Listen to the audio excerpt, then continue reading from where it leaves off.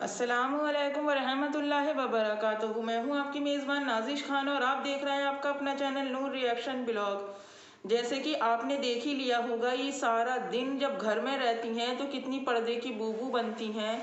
और अभी जो मैंने पीछे आपके साथ पिक्चर शेयर की है उसमें भी आपने देख लिया होगा, जिस औरत का एक इतनी सी छोटी बात पर इतने इतने बड़े झूठ हैं। जो औरत इस छोटी सी बात को ये कह रही है कि मतलब आप सब जानते हैं, बार बार रिपीट होती है बात, क्योंकि ये खाला कुछ ना कुछ गलती ऐसी कर ही देती हैं कि फिर इंसान को अपने ब्लॉग में वही बात, इनकी बात को वापस से याद दिलाना पड़ता है, जो कि वो अपने ब्लॉग में पहले से बता चुका होता है। पूरे रमज़ान ढिंडोरा पीटा कि मुझे पर्दा चाहिए, अल्लाह से मैं इसी ज़िंदगी को मांगती हूँ और यही ज़िंदगी एक मुसलमान के ऊपर फ़र्ज़ है। अब आप देख लीजिए, अजमेर शरीफ से आ गई। अजमेर शरीफ से आने के बाद वहाँ पर जो ये दम भरती हैं कि मैं ख्वाजा गरीबुन नवाज के नाम पर अपना जो है वो गर्दन कटा दूँ। तो मेरा इनसे ये एक बहुत छोटा सा सवाल है कि ख्वाजा गरीबुन नवाज के नाम पर अपनी गर्दन को कटाने वाली ये कटीली औरत, जिसने अपनी वगैरती की, बदशर्मी की, बदलिहाजी की सारी हदें जो हैं वो पार कर दी हैं। ये अपने हस्बैंड को झूठा साबित करती हैं, ये अपने हस्बैंड को झूठा कहती हैं, और ये मुझे सबसे बड़ी वाली चीटर, झूठी और फ्रॉडी औरत रखती हैं। जिस औरत की जबान ना हो, जो औरत अपनी बात का पास ना रख सकती हो, जो औरत अपनी बातों से पूरी पब्लिक का सी बनाती हो। मैं ये बात कहना चाहती हूँ कि आप सबने वो इनके फोटो देख भी लिए कि घर में दुपट्टा लेने की तो इन्हें ज़रूरत पेश आती है, पर बाहर बेपर्दा घूमने में इनकी ना तो मतलब शान में कोई गुस्ताखी होती है, ना इनके जिस्म को, ना इनके बदन को, ना इनकी पूरी बॉडी को कोई भी गैर महरम देखता है। आखिर क्या ये दूसरों पर थू कहती हैं? मैं इनके ऊपर लानत भेजती हूँ। मैं इनको कहती हूँ कि आप सबसे बड़ी वाली बेशरम औरत हो। कम से कम जिन औरतों पर थू भेज रही हो, जिन औरतों पर लानत भेज रही हो, जिन औरतों को दूसरों की नज़र में गिरा रही हो। जी हाँ, मैं यहाँ पर रेहाना खान बॉस के ही बारे में बात कर रही हूँ, जो ये अपने हस्बैंड से उनका अफेयर लगा रही हैं, उनको गुल्लू गुल्लू और मुल्लू मुल्लू याद करा रही हैं। तो जब उनके घर उनकी पार्टियों में जाती थी, उनकी दावतें उड़ाती थी, उनसे 15 लाख रुपये चीटरपंती से लेती थी, जिसमें कि ये हकीकत बात है, जो इनका हस्बैंड है उसका नाम नाहक में बदनाम हुआ है। वो बेशक वो 15 लाख रुपये का लेनदार ज़रूर है, पर उस इंसान ने उन 15 लाख रुपयों का कोई भी मज़ा नहीं लूटा। मज़ा इस हमारी शरीफ शहजादी बानो बुआ और उनके बेटे जो मोगली साहब है ना, जिन्हें आमतौर पर सब लोग छोटा ब्रोकर कहते हैं, उसने इन दोनों माँ बेटों ने इस चीज़ का मज़ा लूटा है। आप कभी भी इन हमारी चमकीली खाला के पिछले ब्लॉग को जो है वो पूरी तफसील के साथ वॉच करना। अपने एक ब्लॉग में हमारी चमकीली खाला ने कहा था कि मेरे हस्बैंड की फैमिली से जो मेरे मैटर हैं और जो मेरे रिलेशन हैं वो बहुत अच्छे थे, और मैं कभी भी उनकी फैमिली के बारे में एक हुर्फ नहीं बोलूँगी। अमीना आपा मेरी बहन जैसी हैं। आज जब वो इनका हस्बैंड बोलने पर आता है तो पता है वो क्यों खामोश हो जाता है। यहाँ पर भी वो शख्स लोगों की नज़रों में जो है गलत साबित होता है, वो इसीलिए खामोश हो जाता है। इनका जो हस्बैंड है कि ये धमकी देती हैं कि अगर तूने सच पूरी यूट्यूब पर लेकर आया तो मैं तेरे और तेरे बीबी के और तेरे बच्चों के खिलाफ केस फाइल करूंगी। अब आप ये देख लीजिए, एक तो वो इंसान ने अपने बीबी बच्चों का दिल दुखाया, इस बज़ात औरत पर उस इंसान ने भरोसा किया।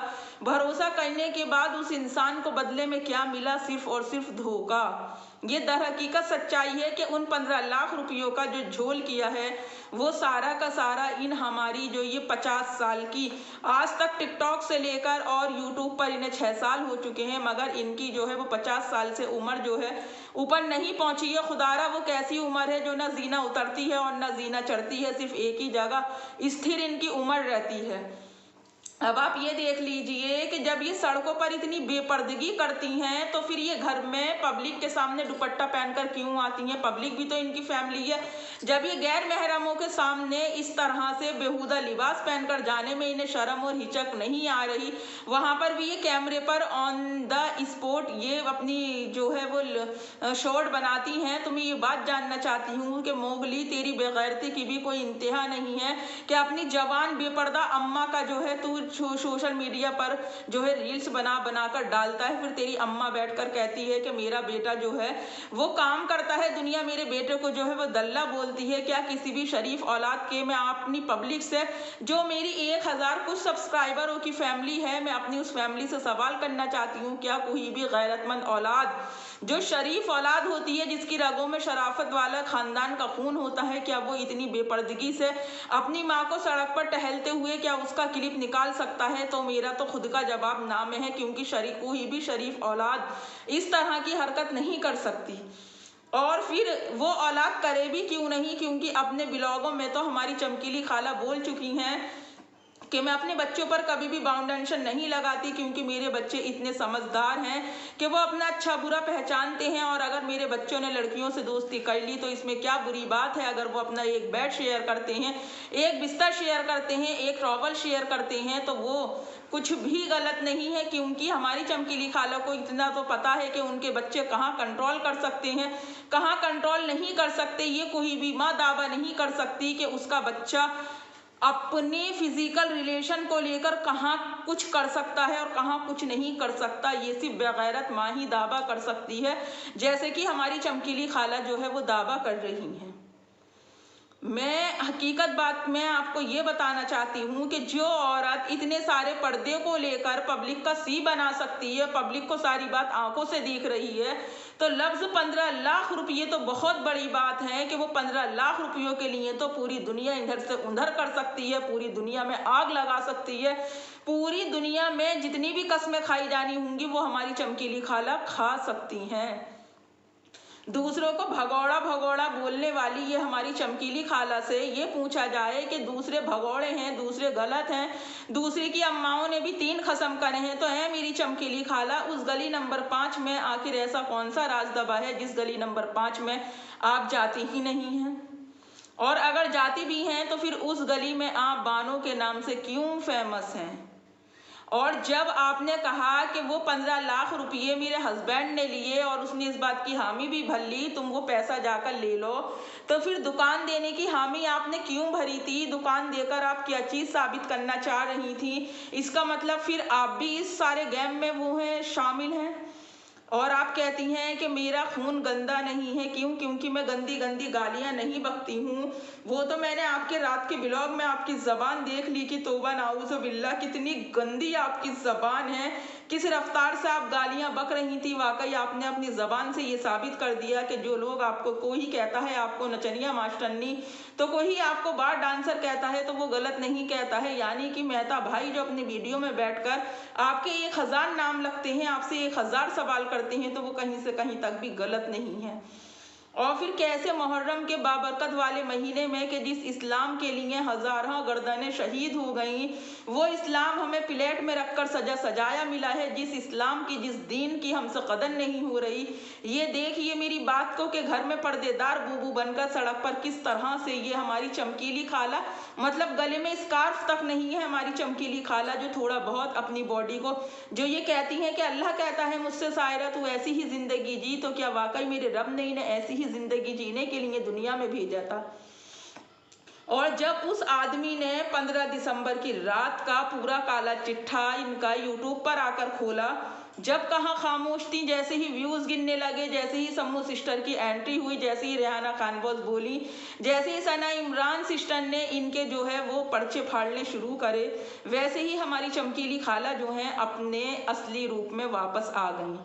और यार मोगली, तेरे नाम की तो हया शर्म रही नहीं है, तूने तो अपनी हया शर्म बेच खाई है। क्यों? क्योंकि अलिफ से लेके ये तक अम्मा की कमाई पे पड़ा है, पाला बड़ा है, तो अपनी तुझे ये तो फिक्र ही नहीं है कि मुझे अपनी ज़िंदगी में क्या करना है, या लोग मेरे बारे में बातें कर रहे हैं तो वो किस तरह की बातें कर रहे हैं, और मुझे अपनी माँ को भी इस बेपर्दा वाली ज़िंदगी से निकालना चाहिए और मैं भी 4 पैसे कमाकर अपनी माँ का सहारा बनूँ। ये क्या अम्मी की सारा दिन बेहुदा वीडियो ही एडिट करते रहते हो? क्या कुछ और काम धंधा नहीं है? इतने बड़े हो गए तुम्हें थोड़ी बहुत हया शर्म आनी चाहिए। चलो मेरे कहने से तुमने अपनी अम्मा के सामने नेकर तो पहननी बंद कर दी मोगली भैया, तो थोड़ा अम्मा को समझाओ, अम्मा को दीन दुनिया के बारे में बताओ। जो काम अम्मा को आपके बताने के थे, जो काम आपकी अम्मा समझाती हैं आपको, वो आप काम करो और अपनी अम्मा को समझाओ, अपनी अम्मा को बताओ कि दुनिया 4 दिन की नहीं है, दुनिया में हमें जिंदगी नहीं जीनी है, हमारी और भी दुनिया शुरू होती है। वो दुनिया शुरू होती है हमारी दीन इस्लाम की। फिर तुम कैसे साबित करती हो, कैसे वो करती हो? क्यों? क्योंकि नमाज हमेशा इंसान को चमकीली खाला बुरे रास्तों से रोकती है। क्योंकि जो नमाज के पाबंद इंसान होते हैं वो बेहायगी बेशर्माई से दूर रहते हैं, इसीलिए उनके दिल में ये खौफ होता है कि हम अपनी इतनी मेहनत वाली नमाज को अदा कर रहे हैं, ये भी नहीं पता कि हमारा रब उसे कबूल कर रहा है नहीं कर रहा है, फिर हम क्यों कर इस तरह की जिंदगी को जिए। और ये तो फैक्ट है कि हमारी चमकीली खाला वो 15 लाख रुपये हरगिज नहीं देंगी। और एक बात और यहाँ पर मैं पब्लिक को क्लियर कर दूं कि ये सबका सी बना रही हैं, और जो इनके सी बनने में आ रहे हैं वो सी बन भी रहे हैं, पर जो इनके खिलाफ आवाज उठा रही हैं तो कमेंट्स में जो गलत गलत कमेंट्स करने के लिए आते हैं, हमें इतनी बातें सुनाते हैं और चले जाते हैं, तो बेहाओ बगैर तो बद शर्मो 2-2 रुपए के खरीदे गए टट्टू और टट्टियों, तुम्हें शर्म तो है ही नहीं। तुम्हें शर्म तो है ही नहीं कि क्यों जाके अपनी अम्मा अब्बा का नाम बदनाम करने को आते हो। और जब तुम्हें हमारी टट्टी खाने का शौक ही पड़ गया तो फिर खाओ, पर कैसा क्या टेस्ट है ये जरूर बता दो हमारी टट्टी का जब खा ही रहे हो तो। और मैं अपने ब्लॉग का यही एंड करती हूँ। जिसे पसंद आए वो लाइक करो, नहीं पसंद आए तो डिसलाइक करो। नेक्स्ट वीडियो में फिर मुलाकात होगी, तब तक के लिए अल्लाह हाफिज। एक और इम्पोर्टेंट बात, प्लीज़ ऐड फुल वॉच किया करें, यही आपका सपोर्ट होगा मेरे लिए। और चैनल को सब्सक्राइब करके बेल आइकन प्लीज़ कहीं ना हरगिज़ नहीं भूलें, क्योंकि जो सच के साथ है वो हक के साथ है और हक के मानी अल्लाह है। अल्लाह हाफिज़।